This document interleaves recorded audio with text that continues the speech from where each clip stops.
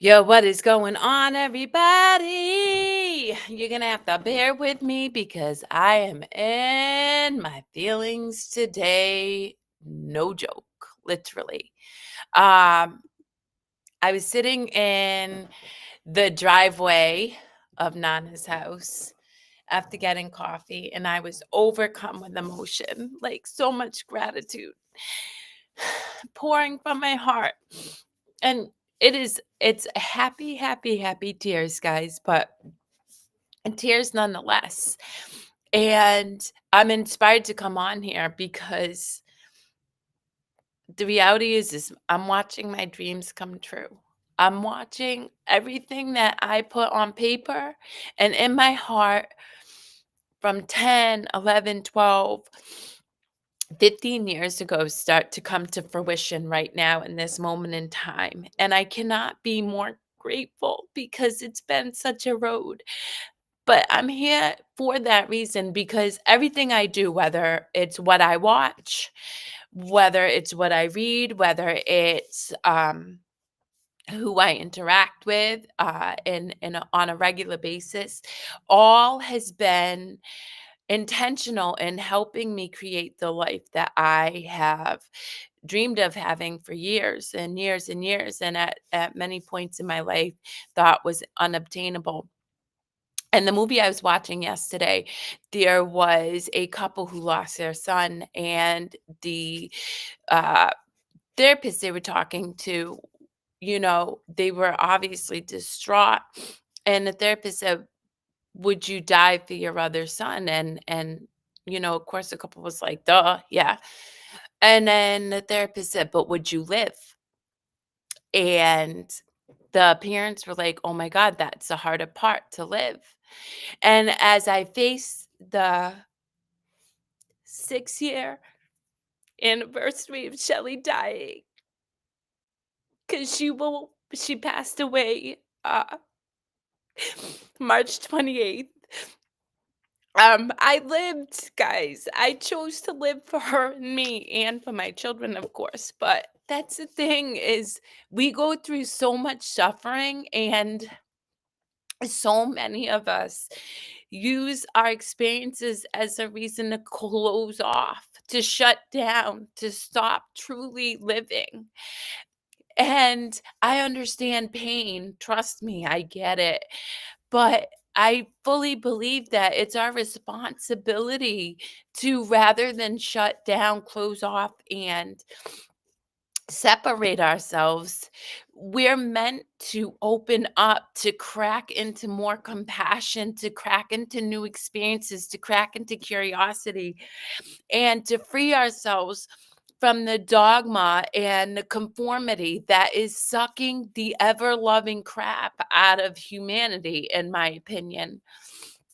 And so today, as I'm sitting here driving and taking stock of how blessed my life is, like beyond anything I could ever have imagined, guys. I have a call to action to you, and I'm going to keep it real.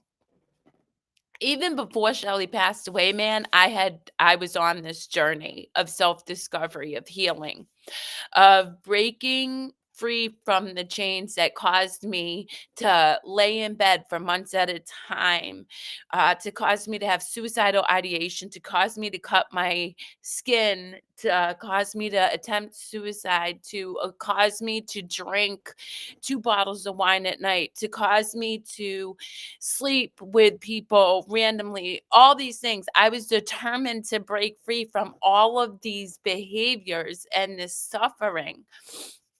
But when Shelly died, that was a pivotal moment in that I truly had a choice. I could shut down, I could stop doing the work, I could stop trying, or I could continue to persevere through such heartache and pain, um, with no real clear path other than having an unshakable trust in myself, that even though it felt hard, even though it felt scary, that I would somehow come out the other side not only more empowered, but able to achieve the dreams that I see other people achieving, the top 1% people, you know? And so I really want to encourage anybody out there who's struggling, who's suffering, right? It, it takes one step at a time. It was never this clear one shot, right? It was every single day making a choice to get up and make my bed because that was super hard for me. I mean, my house was gross for years. Like I think about my apartment in my 20s. I was so depressed I couldn't even do my laundry sometimes. And that's why I don't judge anybody where you're at. I don't. I've been in the wallows of like just inability to move. But I made my bed every day. Every day I made my bed, and then every day making my bed started with a gratitude practice, you know, just a couple minutes writing down things I could be grateful for. And the things I was grateful for at the time were really small. It was a cup of black coffee because anybody knows homegirl loves her coffee. Um, it was a hot shower. It was God, even then I couldn't even grasp the love of my children. I couldn't be grateful for my children because I mean, raising kids is hard work and I was so lost and I felt like I was doing it all wrong and is messing these individuals up. So my kids were really a source of guilt for me at the time. But anyway, the reality is it is a hard fought journey. It's a journey and it is not easily achieved. Like I think the journey is what teaches us our capacity, our resilience, um our like ability to keep going when the odds are stacked against you, when there's no clear path, um but just continuing to put one foot in front of the other. The journey's also hard because truly, truly, guys, I had to question everything. I had to question every belief. I had to question everything my parents taught me. I had to question everything school taught me. I had to question every why that I told myself about my worth and who I was. I had to look at every story I made up in my head. I had to look at every interaction I had with people, and I still do, by the way, but and examine what was coming up for me in those moments. Why was I experiencing either the fear or the shame or the guilt or the judgment or even the joy, right? That's a it's work. It's work. It really is.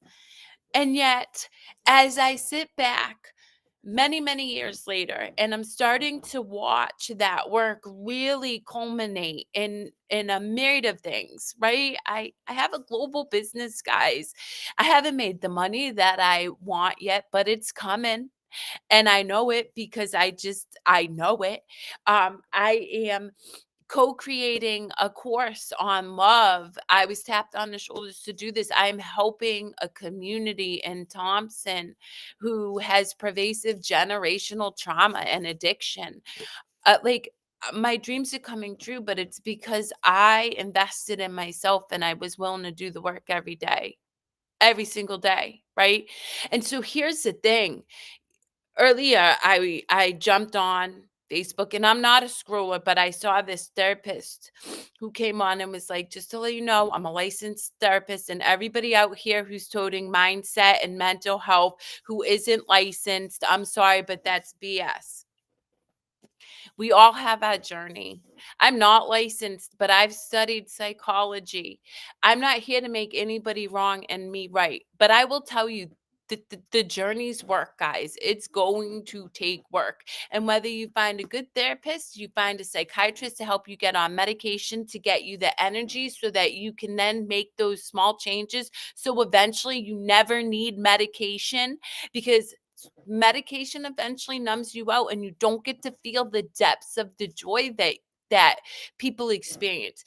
Granted, you don't feel the suffering either, but I gotta tell you, it's the suffering that teaches you just what you're capable of going through. Now, I don't want anybody sitting suffering, and I myself have taken medication to keep me from being suicidal. So I have no issue with medication. I do have an issue with overused medication as the one source of trying to get yourself feeling better because it's not going to save you. It's just not, going to a therapist and just talking about your feelings is not going to save you. It's showing up every day and making your bed.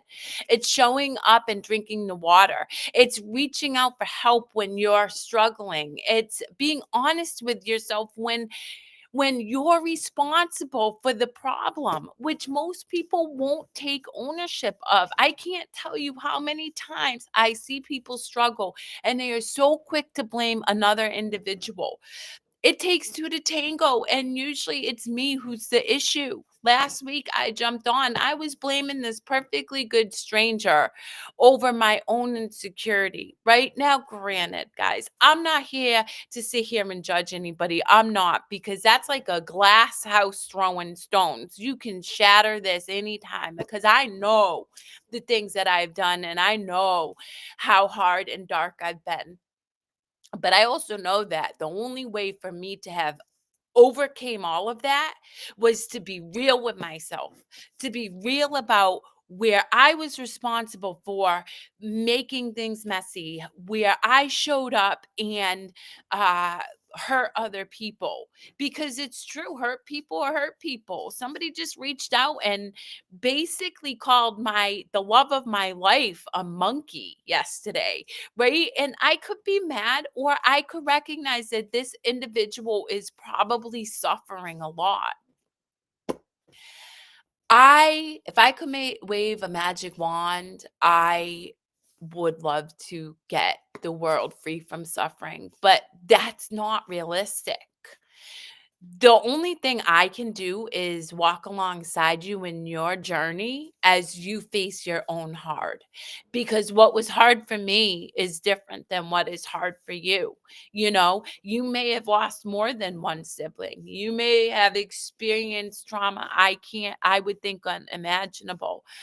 But what I can say is I've walked through the journey. I continue to walk through the journey. I continue to be resilient. I continue to face what comes up for me and not run from it. And that's how you live a life that is built on your own foundation, and it's not a house of cards, because I'm unshakable. You can throw stones, you can call me any name you want, you can think of me whatever it is you do, and I know how powerful I am. I know my worth. I know my capacity to love. And ultimately, that's what it's about, guys. The end of the day, it's not about how much I accomplish in this world. If I just get to hold my babies every day and look at them in the eyes and look at these beautifully, incredibly strong, compassionate, kind, resilient young women, and say that I love them enough to let them love themselves and show up in the world as themselves, then I know I did enough. I did. And yet, to have been where I have been and to be where I am now is what I want for other people. It really is. It's why I do this work. It's why I do this work when it's seemingly fruitless. And sometimes it feels that way. I'm sorry, but any of you people who work in coaching or mental health or medical, like, if you're doing this work to see results, it's not always going to happen. You're going to experience clients who pass away. You're going to experience clients who fall back into addiction. You're going to experience people telling you that you don't know what you're talking about. So you have to have a relentless and unshakable faith that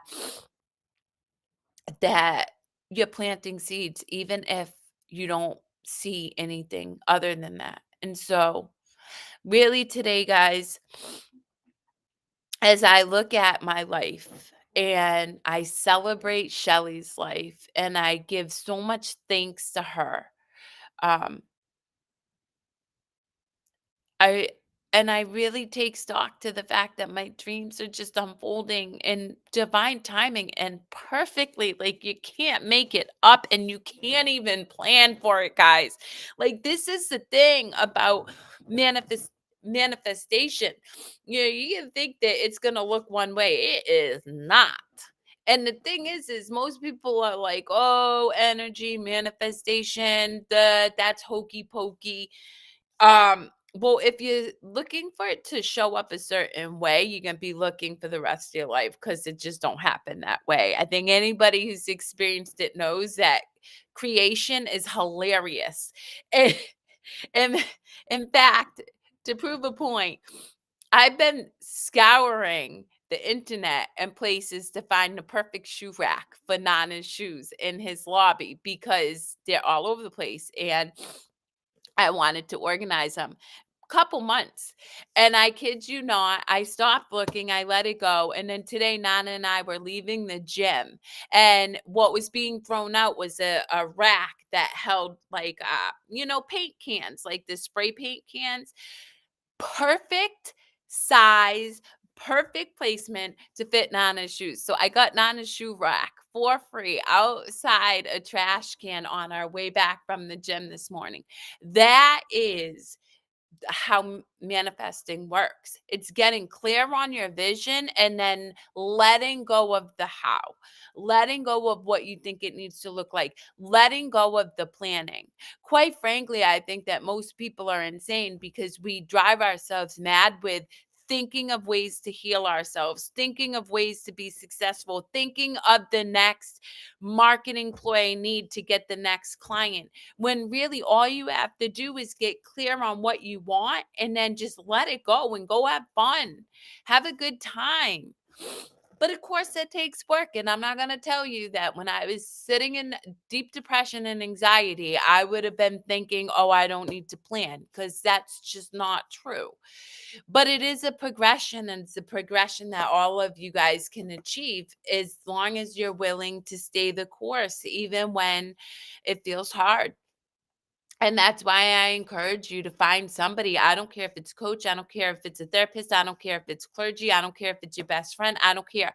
But it does have to be somebody that's willing to challenge you. And it does have to be somebody who wants to see you grow and expand rather than happy to keep you in your place complacent, because that means they're keeping you down with them. Has to be people who are dreaming big dreams too, because you'll push each other and you'll get support. And the reality is when they're eating crap, you'll know how it feels because you're eating crap, and vice versa. That's why I can support people, because I eat crap on the regular. I'm like picking up the shit sandwiches quite often because it's in those moments that I learn my capacity to go and do hard things.